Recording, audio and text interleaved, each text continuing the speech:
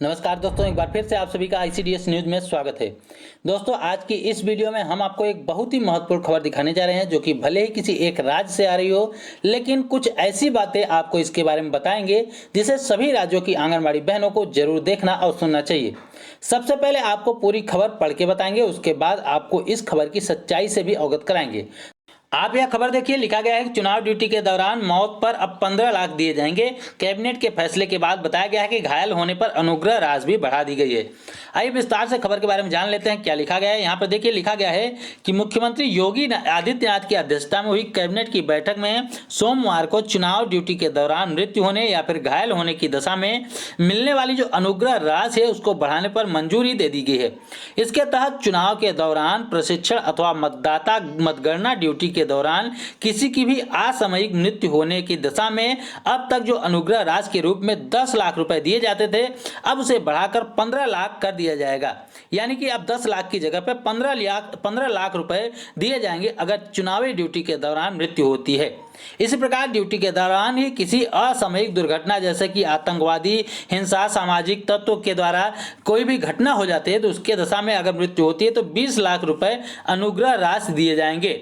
इसकी व्यवस्था कर दी गई है। अब इसको बढ़ाकर 30 लाख रुपए कर दिए गए। यानी कि 20 लाख रुपए पहले दिए जाते थे, लेकिन अब इसको बढ़ाकर 30 लाख रुपए कर दिया गया है। वहीं 10 लाख रुपए जो दिए जाते थे, असामयिक मृत्यु हो जाती थी तो उसको बढ़ाकर 15 लाख दिया जाएगा। इसके अलावा बताया गया कि हिंसा आदि की दुर्घटना होती है, अंग की अस्थायी रूप से अगर दिव्यांगता की दशा आ जाती है तो अनुग्रह राशि की जो रुपये है 10 लाख रुपए दिए जाने का प्रावधान है, जिसे बढ़ाकर 15 लाख रुपए कर दिया गया है। अगर चोट लग जाती है और आप किसी भी अंग भंग हो जाता है या फिर अस्थायी यानी कि पूर्ण रूप से आपका कोई भी अंग खराब हो जाता है तो आपको 10 लाख जो पहले दिए जाते थे अब उसको बढ़ाकर 15 लाख दिए जाएंगे। इसी तरह अस्थायी दिव्यांगता यानी कि जो बाद में ठीक हो सकती है, उस दिव्यांगता के लिए बताया गया है कि 5 लाख जो पहले दिए जाते थे अब उसको बढ़ाकर 7.5 लाख दिए जाएंगे।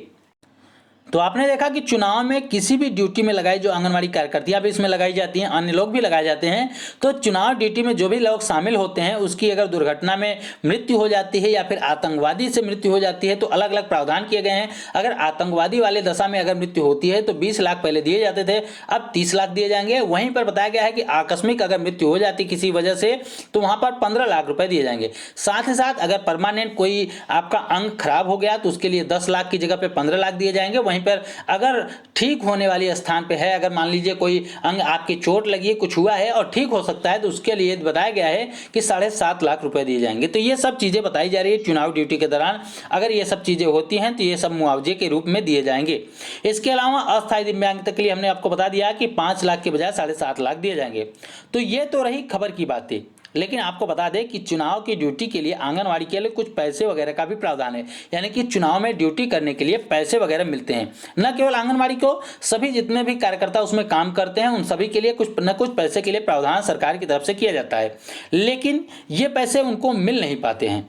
ये बड़ी बड़ी बातें 10 लाख, 15 लाख, 30 लाख की बातें की जाती हैं, लेकिन इसकी सच्चाई क्या है?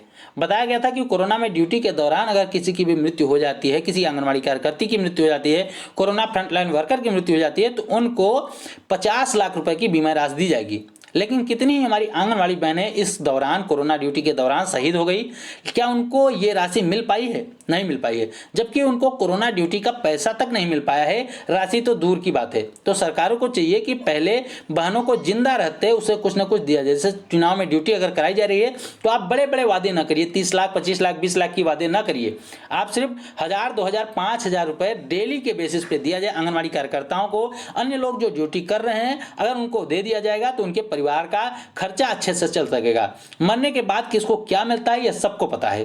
तो अगर आप हमारी इन बातों से सहमत हैं तो वीडियो को लाइक करिए और ज्यादा से ज्यादा लोगों तक शेयर करके इस वीडियो को पहुंचा दीजिए। और चैनल को अभी तक सब्सक्राइब नहीं किया तो इसी प्रकार की महत्वपूर्ण खबरों को पाने के लिए हमारे चैनल को सब्सक्राइब भी जरूर कर लीजिए। इस वीडियो में इतना ही, फिर मिलेंगे अपनी नई वीडियो में कुछ नई खबरों के साथ। तब तक के लिए नमस्कार, जय हिंद।